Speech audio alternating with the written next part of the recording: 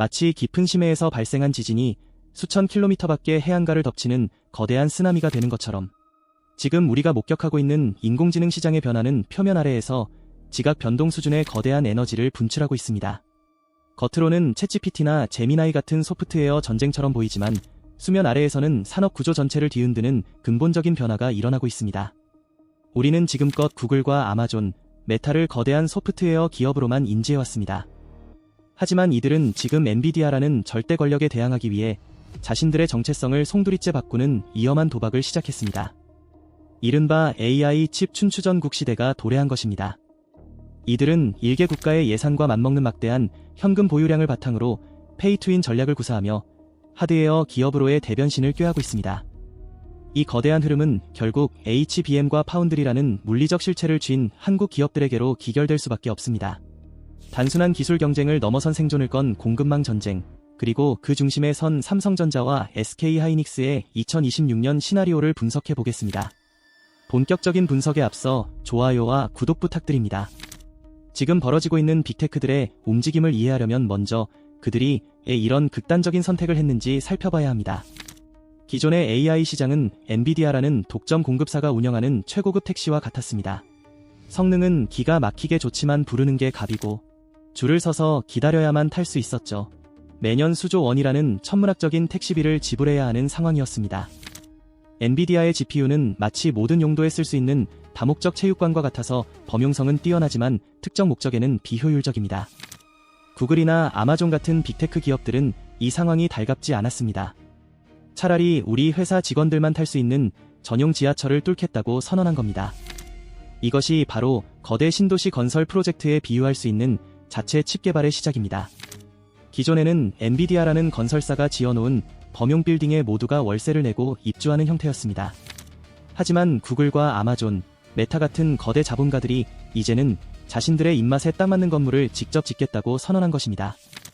이것은 단순한 변심이 아니라 생존을 위한 필수적인 선택이 되었습니다. TPU나 트레이니엄 같은 자체 칩은 남의 차를 빌려 타는 단계에서 내 차를 직접 만드는 단계로의 패러다임 전환을 의미합니다. 이 맞춤형 칩들은 오직 AI 연산이라는 특수 목적만을 위해 설계된 맞춤형 연구소와 같습니다. 범용 GPU와 달리 효율성을 극대화하여 천문학적인 운영 비용을 절감시킵니다. 여기서 한 가지 의문이 생길 수 있습니다. 이미 엔비디아라는 걸출한 칩 공급사가 있는데 굳이 천문학적인 비용과 시간을 들여 자체 칩을 개발할 필요가 있느냐는 반론입니다.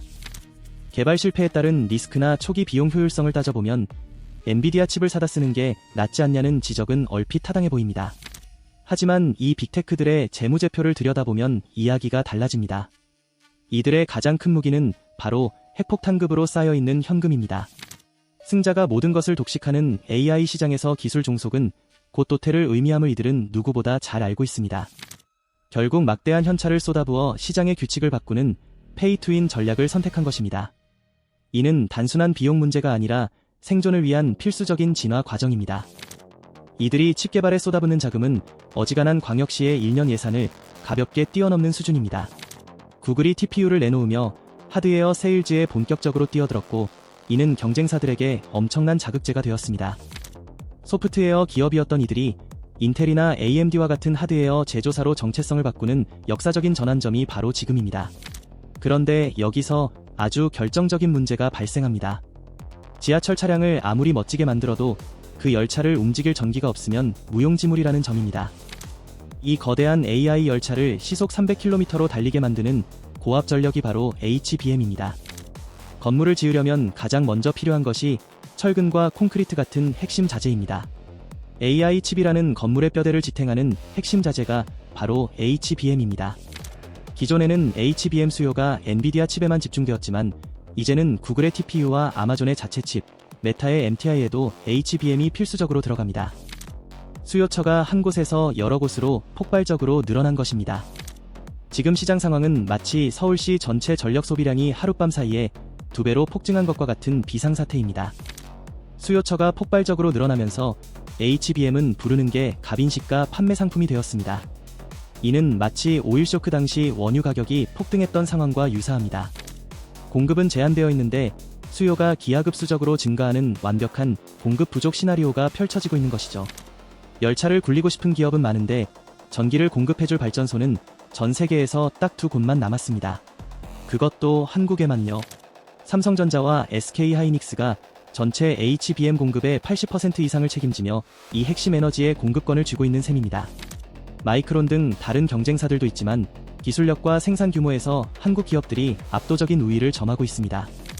현금을 산더미처럼 쌓아둔 빅테크 기업들이 물량을 선점하기 위해 돈가방을 들고 줄을 서는 페이투윈 게임이 시작된 것입니다. 전기가 끊기면 수십조 원을 들여 만든 지하철이 멈춰 서기 때문입니다. 아무리 뛰어난 칩 설계를 완성해도 HBM이 없으면 그림의 떡일 뿐입니다. 아마존과 메타는 자체 칩 개발을 위해 HBM 확보가 시급한 상황입니다. 이들은 현금 다발을 들고 한국 반도체 기업들의 현관 앞에서 대기하고 있는 형국입니다. 여기에 애플의 아이폰용 메모리 계약 갱신과 삼성전자 자체 갤럭시 시리즈의 수요까지 겹치면서 메모리 공급사는 그야말로 슈퍼을의 위치를 공고히 하고 있습니다. 과거에는 을의 입장에서 납품 계약을 따내야 했다면 이제는 공급사가 주도권을 쥐고 물량과 가격을 결정하는 상황으로 완전히 역전된 것입니다.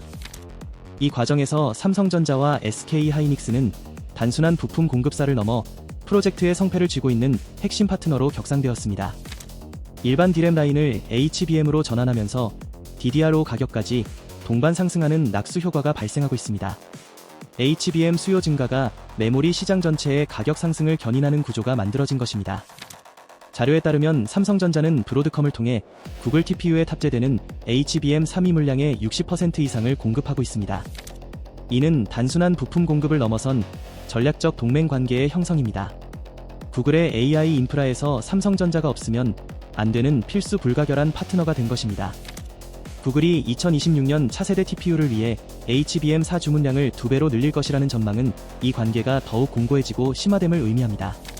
설계도와 자재가 준비되었다면 실제로 건물을 올려줄 시공사가 필요합니다. 이것이 바로 파운드리입니다. 설계와 메모리가 준비되었다면 이를 실물로 구현할 파운드리가 필요한 것입니다. 더 큰 문제는 지하철이 단일 터널을 뚫어줄 시공사도 부족하다는 점입니다. 현재 최고의 시공 능력을 가진 TSMC는 이미 주문이 밀려 향후 몇 년간의 예약이 꽉 찬 상태입니다.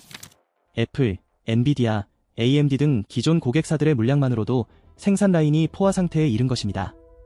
마치 대형 건설사의 수주가 마감되어 더 이상 공사를 맡길 수 없는 상황과 같습니다. 아마존이나 메타 입장에서는 극도로 난감한 상황입니다. 열차 설계도는 나왔는데 전기도 부족하고 터널 뚫을 곳도 마땅치 않으니까요. 아마존의 트레이니엄이나 메타의 MTIA 같은 자체 칩 프로젝트가 성공하려면 안정적인 생산 기지가 필수적입니다. 칩 설계가 완성되어도 이를 대량으로 생산해줄 파운드리가 없으면 상용화가 불가능합니다. TSMC의 병목 현상은 패블리스 기업들에게 치명적인 리스크로 작용하고 있습니다. 이때 대안이 될 수 있는 유일한 거대 시공사가 바로 삼성전자 파운드리입니다. 물론 수율 안정화라는 과제가 남아 있습니다. TSMC에 비해 아직 기술적으로 검증되지 않은 부분이 있는 것이 사실입니다. 하지만 당장 건물을 올려야 하는 빅테크 입장에서는 찬밥 더운 밥 가릴 처지가 아닙니다. 파운드리 수율은 결국 라인을 돌리고 생산을 지속하면서 잡히는 것입니다. 대규모 물량을 먼저 투입하는 것 자체가 삼성에게는 기술적 도약의 기회가 됩니다. 실제 생산 경험을 통해 공정을 최적화하고 수율을 개선할 수 있기 때문입니다. 빅테크와 삼성 파운드리 간에 대규모 공급 계약이 임박했다는 신호가 곳곳에서 감지되는 이유입니다. 상황이 이렇게 돌아가고 있다는 사실을 누구보다도 잘 알고 있는 삼성전자가 기가 막힌 제안을 던집니다. 우리한테 터널 공사를 맡기면 우리 발전소에서 나오는 전기를 최우선으로 공급해주겠다. 이것이 바로 삼성만이 할 수 있는 턴키 전략입니다. 삼성전자가 구축한 수직 계열화는 단순한 사업 확장이 아닙니다. 이것은 경쟁사들이 넘볼 수 없는 거대한 전략적 요새입니다. TSMC가 가진 파운드리, 패권이 아무리 강력해도 그들은 메모리를 외부에서 조달해야 하는 구조적 한계를 가집니다. TSMC는 순수 파운드리 전문 업체입니다. 고객이 설계한 칩을 실리콘 웨이퍼에 제조하는 것이 그들의 비즈니스입니다. 문제는 AI 칩을 완성하려면 칩 자체뿐만 아니라 HBM이라는 고대 역폭 메모리가 필수적으로 결합되어야 한다는 점입니다. TSMC는 HBM을 생산하지 않기 때문에 삼성이나 하이닉스에서 별도로 구매해 고객에게 공급해야 합니다. 반면 삼성은 파운드리 사업과 메모리 사업을 동시에 운영합니다. 칩 제조부터 그 칩에 탑재될 HBM까지 모두 자체 생산이 가능합니다. 설계 지원부터 파운드리 생산, 그리고 패키징과 HBM 공급까지 하나의 라인에서 끝낼 수 있는 것이죠. 이것은 마치 전장에 나가는 장수에게 맞춤형 갑옷과 무기, 그리고 보급품까지 한 번에 제공하는 완벽한 병참 기지와 같습니다. 특히 HBM 공급이 극도로 부족한 현재 상황에서 이 차이는 결정적입니다. TSMC에 칩 제조를 맡기면 HBM은 따로 구해야 하지만 삼성에 맡기면 파운드리 물량과 함께 최고 성능의 HBM을 우선 배정받을 수 있습니다. 빅테크 입장에서는 두 마리 토끼를 한 번에 잡을 수 있는 매력적인 제안인 것입니다. 단순히 물건을 파는 게 아니라 인프라 전체를 패키지로 묶어서 제공하는 겁니다. 파운드리 물량을 맡기면 최고 성능의 HBM을 우선 배정받을 수 있다는 조건은 시장의 판도를 뒤흔드는 강력한 필살기나 다름없습니다. HBM 수급난을 겪고 있는 빅테크 입장에서는 거부하기 어려운 제안입니다. 구글이 2026년에 삼성의 HBM 공급량을 2배로 늘리고 차세대 TPU 생산을 논의하는 것도 이 매력적인 제안 때문입니다.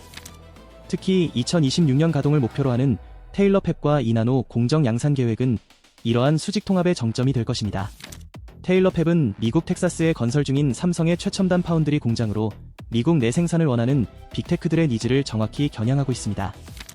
테슬라와 같은 거대 고객사들이 삼성 파운드리에 관심을 보이는 이유도 바로 여기에 있습니다.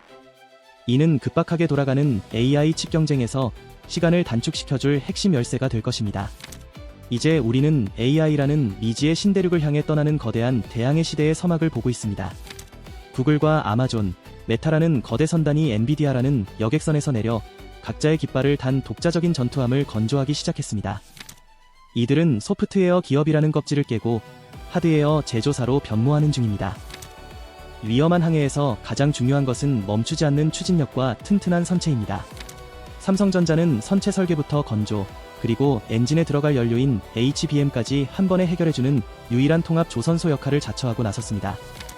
TSMC라는 기존의 거대 조선소가 주문 폭주로 더 이상 배를 만들어줄 수 없는 상황에서 삼성의 턴키 전략은 거부하기 힘든 제안이 될 것입니다. 물론 모든 항로가 순탄한 것은 아닙니다. 아마존이 과거 속도 문제를 이유로 공급사를 변경했던 사례처럼 기술적 검증이라는 파도는 여전히 높고 거셉니다. 파운드리 수율 안정화는 반드시 넘어야 할 암초로 남아있습니다. 특히 최첨단 공정에서의 안정성과 신뢰성을 확보하는 것은 쉽지 않은 과제입니다. 하지만 바람의 방향은 분명 우리에게 유리하게 불고 있습니다. 자료에 따르면 2026년 구글은 삼성전자로부터 받는 차세대 HBM 사물량을 2배로 늘릴 계획이며 전체 HBM 수요는 80% 이상 폭증할 것으로 관측됩니다. 이는 단순한 주문 증가가 아니라 한국 기업 없이는 신대륙에 도달할 수 없다는 것을 의미합니다. AI 시대의 핵심 인프라를 한국 기업들이 장악하고 있다는 뜻입니다. 2026년은 빅테크들이 건설한 전용 지하철이 본격적으로 개통되는 시기입니다.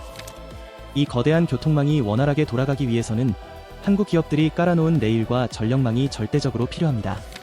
빅테크들의 자체 칩 경쟁이 정점에 달하고 이를 뒷받침할 한국 반도체 기업들의 실적이 폭발하는 해가 될 것입니다.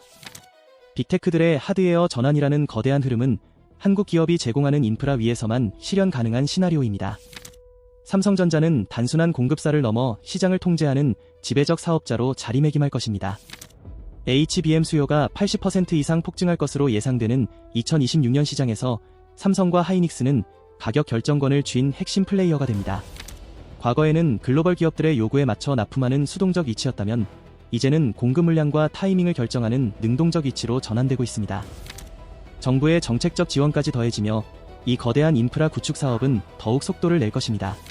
반도체 산업 육성을 위한 세제 혜택, R&D 지원, 인프라 투자 등이 맞물리면서 한국 반도체 생태계는 더욱 강화될 것입니다. 2026년은 우리가 예상하는 수치를 훨씬 상회하는 실적을 기록할 것으로 보입니다. 거대한 자본의 강물이 한국이라는 저수지로 흘러들어오는 구조가 완성된 것입니다. 우리가 주목해야 할 것은 이 모든 과정이 일시적인 호재가 아니라 구조적인 패러다임 변화라는 점입니다. 메모리와 비메모리를 아우르는 삼성의 포트폴리오는 AI 시대에 최적화된 가장 강력한 진입 장벽을 구축했습니다.